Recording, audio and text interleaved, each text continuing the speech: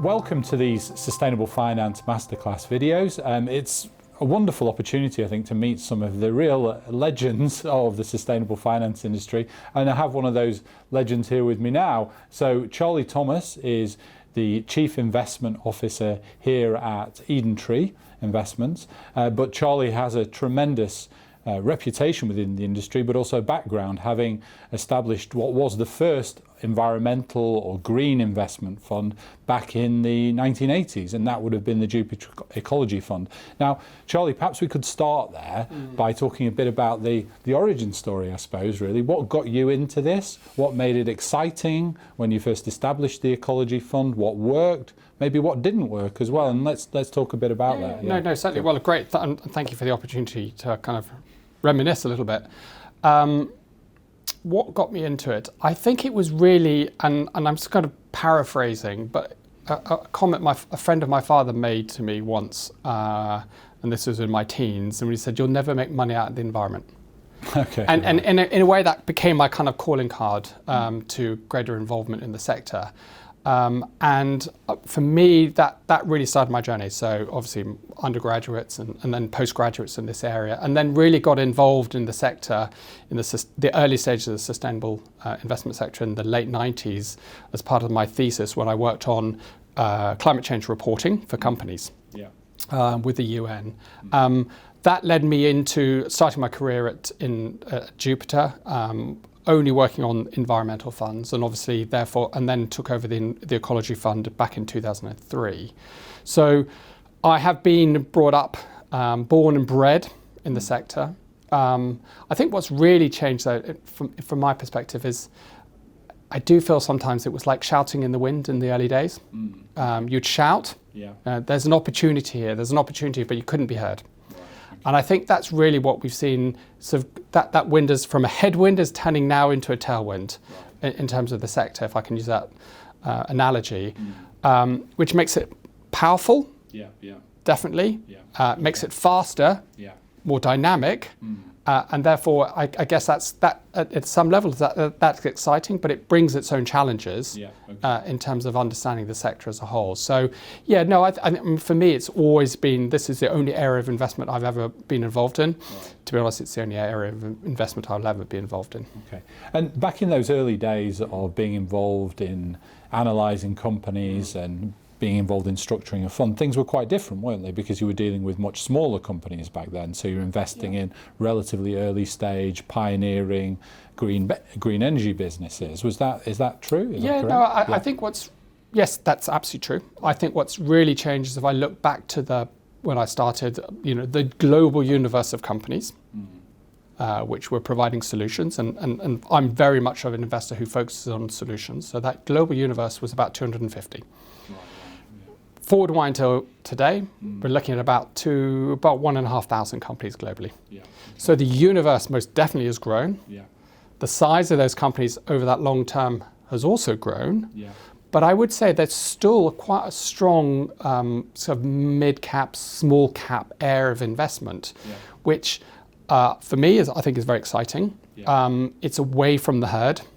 It means you really have to understanding the fundamentals of investing, investing in these kind of earlier stage, albeit not sort of insignificant companies, but earlier stage in terms of their size companies. I think the other big key feature which has really changed as well is become more global. It really started in and around Europe because that's where the kind of the moral compass was to some degree, or the regulation was, and we're seeing that really expand internationally, much more into the US, and as we go forward, most certainly into the emerging markets, where I guess some of these issues are much more prevalent. So you mentioned regulation briefly there, so that's obviously been a huge driver for the sector you're working in. So firstly through the early Brundtland report, then Kyoto, and then the COP, the series of COP meetings. I mean, has that been very significant then in terms of the growth of? It has. It's important. I mean, I find it quite interesting. I mean, I attended my first COP. I attended COP 5, so we're now what COP we're at, but it kind of shows. But I think a lot of the issues back in COP 5 to today are actually not dissimilar. Okay, they're kind of perennial issues which seem to be cascading through. So yes, regulation is one side. I think the one element that people often forget is innovation. And I think you've really got to understand this area of investing, particularly green investing, through that lens, to understand that, circa 15, 20 years ago, the most expensive form of power generation, arguably in the world, was solar. Right. Today, on a levelized basis, it's the cheapest. Right, Okay, and that really shows the extent of which innovation has really played into this area. And I think that's often misunderstood. Everyone kind of focus in on the regulatory drivers. Yes, they're helpful, they're supportive, but underneath it is actually there's a bit of a revolution, let's be honest, around some of the areas that we're investing in. Right. So there's powerful economic drivers. Economic drivers, innovation drivers, economies of scale drivers. These are all playing out in a way which I think sometimes are underestimated by the market in terms of their real long-term potential. Okay. And what are your thoughts about the mainstreaming of responsible investment? I mean, through your career, you've seen responsible investment or green investing move from being the sort of activity undertaken by some relatively hardcore people with perhaps an interest in the environment, who were sort of committed to it for perhaps moral or ethical reasons of their own. But now it's quite different, isn't it, really? It's mainstream. I was watching a general CISI podcast just the other day on a completely unrelated topic, and before I knew it, they were talking about ESG, responsible investment, they were talking about CSR, and it was just remarkable how it seems to have left no area of our industry untouched in just this last 10 years where it's become mainstream. So how's that been for you in a sense? Well, no, I mean, look, I think it's a positive driver. I mean, underneath it all, there's a greater recognition that these are issues which are here to stay, right? They are going to define economies. They're going to define business models. And therefore, they're really important structural drivers to understand. I think what we've had, though, probably over the last few years is a kind of, I'm careful to express it, but a bit of a gold rush, because everyone's sort of wanting to jump onto this notion and this idea. That's understandable. That's how markets work, I guess, to some degree. I think what we will get probably now is a kind of leveling out as people are slightly more tested in terms of new regulation coming in, etc., about their commitment to it. But in terms of just general understanding of issues of environment, issues of social issues, and indeed governance issues, and how they have a role in investment is much more widely appreciated and understood, and also generational. Right? As you get younger fund managers and analysts understanding these issues and more aware of these issues, that sort of percolates through in terms of the type of questioning that management teams get nowadays. So thinking then, Charlie, about this mainstreaming that's happening now, that makes me think about the fund labels that we're going to see later this year. So as you know, and I know that you've been quite heavily involved in all of this, so it'd be very interesting to hear your perspective. Those labels will surely increase interest, won't they? Because it'll mean that more fund groups will start to talk about these sorts of issues. We'll see more consumer interest. So perhaps you could talk a bit about those labels and how you see them fitting into. I think it's a very interesting point. I think it's worthwhile just stepping back and understand why this is all happening. And I think it goes back to this idea that over the last number of years, there's been a huge kind of surge in new funds coming out. And what's really happened is, and I call it the taxonomy of words in this sector has kind of exploded. At the latest count, I count as 14 words to perhaps describe funds in this sector. That actually makes it complex. It makes it difficult to understand. And I think without the industry self-regulating, which it didn't do, the FCA has, the Financial Conduct Authority has come in and said basically, it's basically saying we really need to focus in on the consumer. And I think that's why the labelling's really come about. It's this idea of ensuring that the consumers are not misled, they understand clearly what they're getting, and hence why you've got it. What does it all mean? It'll be interesting. I think it will be interesting. I think the FCA are, because of their focus around the consumer, are putting in, I think, will put in significant protection. The idea is that this is a proper standard. You're going to have to work hard, as it were, to get to that standard. And I think that's very important for the industry to go forward on and avoid any concerns around greenwashing. I mean, that's really what it sort of focuses in on. How will it play out? I think it's a little bit unclear. I think in terms of one of some of the notions that we kind of talk around the office is that, this is when we'll see whether the green tourists and funds are committed, whether they want to, get the visa to continue on in playing this game and visiting in this area. I think there's a bit of a shuffle there that could happen. I think it will also ultimately mean that there is a greater understanding of what these different areas mean to the market. So we'll have different labels. They're not supposed to be hierarchical. They're supposed to be, they're defined by what their focus is. But I think it's going to be an interesting year to see how that all plays out in terms of how fund selectors, right through to financial advisors, start to kind of piece together portfolios. I think it could actually lead to some new innovation in terms of products, which are missing perhaps in the marketplace. Anything in particular?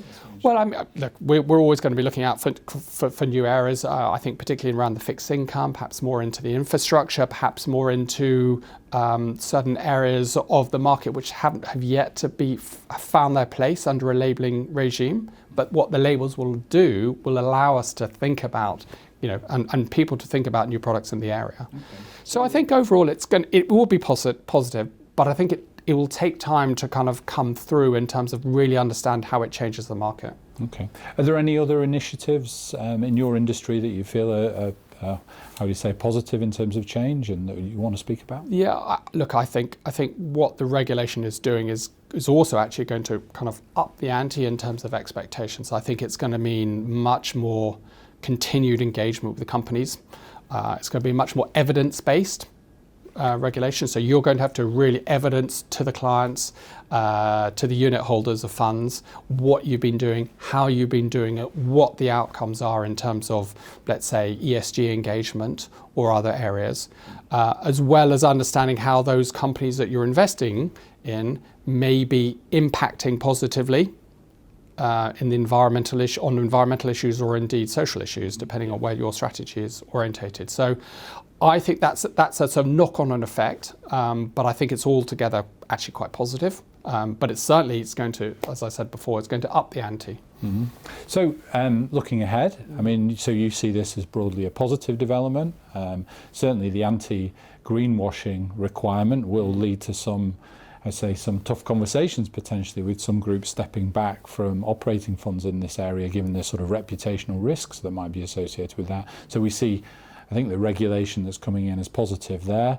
Thinking about the market we have now, do you see it as on the right trajectory in terms of addressing the sort of massive social and environmental issues we face? Is it achieving the kind of goals that you perhaps had for the industry back in the 90s when you started as an analyst and then a manager? I think I'm excited now as I've ever been around the opportunity. Now, I think what we always have to be mindful of is that these are investment products. Their focus and their outcome is about delivering positive returns to clients more broadly. And so we're not immune from issues around politics, the macroeconomic areas, or indeed some of the regulations, which, for the most part work positively, but can work against you. So these are all things which we've kind of learned to work with. But the one thing I'm always mindful of, as we go into this year, into next year and beyond, climate change hasn't stopped.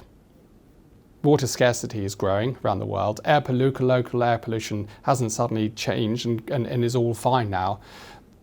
As I've kind of remarked on, this is $1 trillion investment opportunity. Let's be clear, it's an investment opportunity, and it's going to redefine economies over the longer term. That sounds very grand, but actually that's the reality. That's what we're already seeing. We're seeing, we're seeing with the emergence, how renewables have emerged over the last kind of 10 years. They are the new frontier of energy.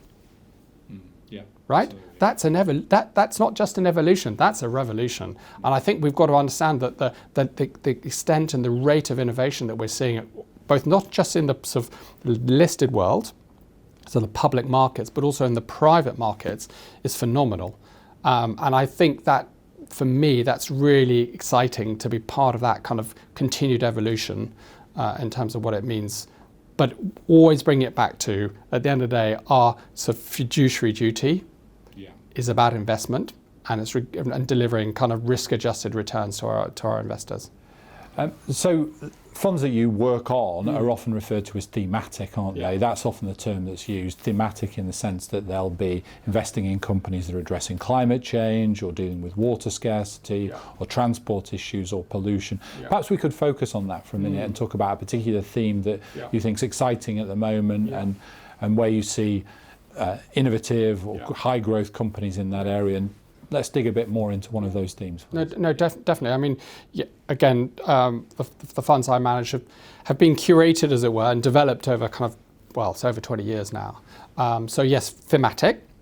We have a green universe, a kind of green future universe of 7 themes, ranging from alternative energy to water, right through to the kind of the idea and around this circular economy.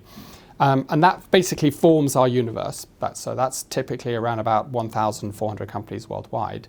I guess what we're trying to do as fund managers is really trying to select out of that pool what we believe are the most exciting long-term investments in the sector. And so typically how we do it and how we think about it is we have a number of different tools, but really kind of starting off with screening tools. So understanding, first of all, what that company does. And for us, first and foremost, that company needs to provide a solution. It needs to provide a solution to an environmental challenge. And I think that's a really important starting point, because that kind of very much frames the rest of the debate that we have around potential investments.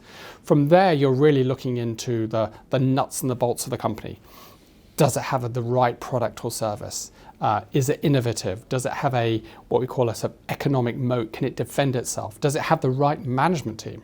Very important in our sector. I often refer to, there's lots of great green ideas out there. There are many fewer good green investments, and often that bridge from an idea to a good investment really comes from management. So it's very, very much a hands-on process in terms of coming down, distilling down those ideas into investments, then ultimately coming out with a portfolio. Typically those portfolios are around about 50 stocks, very much a global spread of companies, and much more orientated towards the what we call the mid-cap or the small-cap sectors. And people sort of ask why, and I think that's really, for me, that's really interesting, because it's, I think, an area of the market which is under-researched, under-covered, and I think it really lends itself to people who are experienced in this sector, are experienced long-term, not just in investing, but also understanding small and mid-cap investing as well, and that element of disruption and how that disruption plays out in terms of potential investment returns. So for us, we think it's an exciting area. In terms of areas that we think are going to be productive, well, we think all of our themes are going to be productive long-term. I think one of the areas where we are beginning to kind of focus in a little bit more attention, as it were, is really interesting enough around the clean energy theme, which has been challenged, I guess, to some degree over the last couple of years. After the war and the commencement of the war in Ukraine, there was a real sort of surge of interest that has now fallen away somewhat, really not because so much about the politics, but actually because of interest rates. Interest rates can inhibit the rate of growth in renewables because the cost of capital, the cost of developing has risen. Now, as we go into 2024, that interest rate peak, so the peak that we're at now, looks as though it might start to decline perhaps in the second half of the year. that for us could be very productive in terms of growing the renewable energy sector.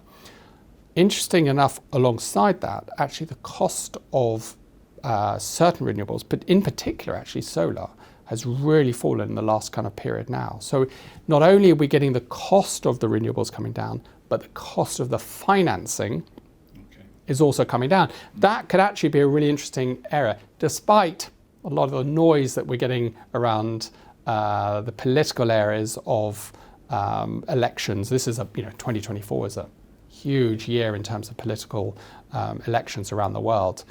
Despite that, we're actually beginning to think this is an area which could be more productive.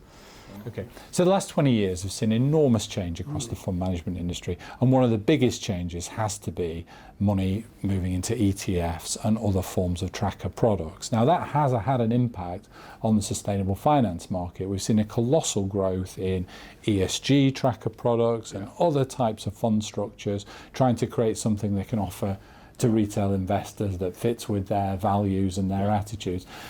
Perhaps we could talk about that a little bit, and about the role of active managers. Is there still a place for active managers? Look, I naturally say there is a role because we're an active house, but I think what's interesting, I think even more so actually in the area of sustainable responsible investment, is the active side. I think we have probably a greater role than ever to play in it, because by definition we are active. We're engaging with companies around sustainable environmental and governance issues. We are, and I think that's a point where, dare I say it, the ETFs don't get involved. Certainly we are seeing with new regulation, and potentially with the new regulation in the UK, and the theory of change is one of the areas that they're focusing in on. Can that be explained by an index tracker?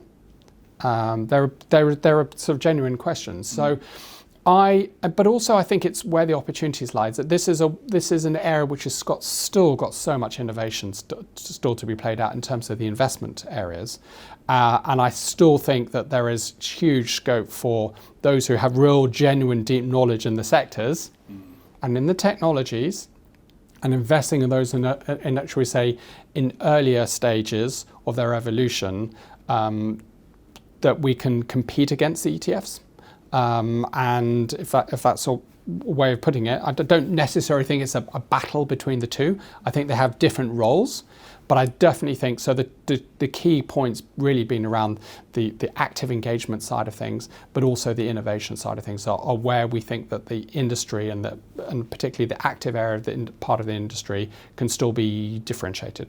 So I suppose the point there is, especially where a company is highly innovative, where it's at a relatively early stage in terms of its growth, where the data is going to be obviously then quite complex, that's where the active manager will still have a very strong role. It's very unlikely that an AI proposition is going to evolve that can make those kinds of judgments about particular companies, perhaps, and I think that's true. I think also if you think about the construction of many ETFs, it's very dominated by certain companies and certain markets, so it tends to be very weighted. And I think that misses out on the huge scope of opportunity of particularly the smaller and mid-sized companies in the marketplace. So I feel that there is ample opportunity in terms of being able to compete against those types of products that are out there at the moment, albeit they do have a role. They certainly have a role in terms of cost. It's certainly driving down costs, isn't it, for the end retail investor? I suppose there's been considerable cost competition introduced as a result of the arrival. And I think that therefore, as I said, I think it does have a role in terms of part of that construction for financial planners in this area. But I don't think it takes away necessarily from the ability to select differentiated products in the marketplace who are active. All right, so far, Charlie, the conversation's been a little bit UK focused. So thinking more broadly, obviously the sustainable finance industry to some extent has its roots in Europe and North America, but we are starting to see, we've seen the development of a sustainable finance industry elsewhere in the world. Perhaps we could talk about that a little bit, and where you see those developments coming through really powerfully. Yeah, look, I think it's an area that we have to be very aware of.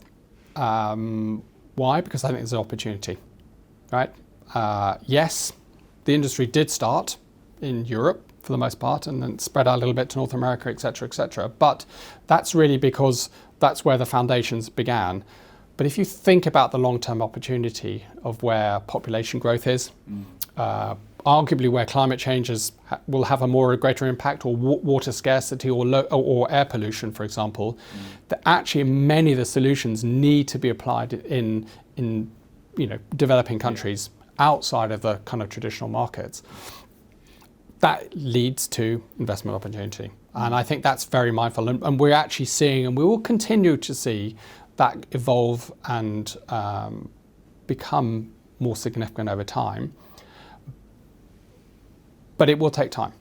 And I'm not going to say that suddenly, there's going to be a huge surge of, IPOs in emerging markets, or et cetera, kind of materializing this in this way. But certainly in terms of where we think that the future is, in terms of the opportunity, in terms of the growth, it's certainly not just in Europe and North America. And I think that's important. I've always run global funds. Yeah. Okay. I think it's really important to have that global lens. You also have to look at companies differently depending on their jurisdiction, right? Perhaps a lot more of the tech application or development happens in Europe and North America. Actually, a lot of the deployment, the important deployment, happens in other markets which are growing. And actually, there's a great opportunity. It's often people talk about a lot of these countries can step over the traditional areas of energy, right? In the same ways that they've stepped over having to have telecom wires everywhere, right? Okay, they've gone straight to mobile. So it's that kind of banking leapfrog. became mobile in Exactly. parts of Africa. It's that kind of There's no leapfrog traditional, right. opportunity that can happen both in how you think about energy, how you deploy water, how you develop cities and the like. And I think that's a really interesting area that will continue to play out, because that's ultimately where the growth is. That's where the population growth is. That's Demographics, fundamentally. Yeah, we have an aging population in Europe, to a lesser extent in North America. Yeah. So yes, those have to be the jurisdictions for the driving future growth. Yeah. Charlie, I just wanted to ask you for a moment about the political environment and how that's impacting. I mean, obviously in the US, responsible investment, or ESG, I think it's used there more commonly.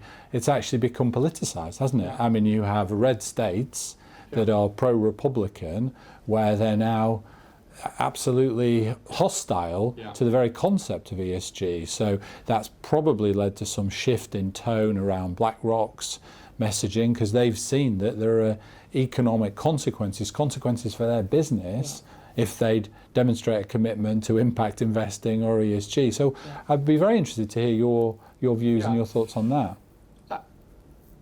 Politics, it's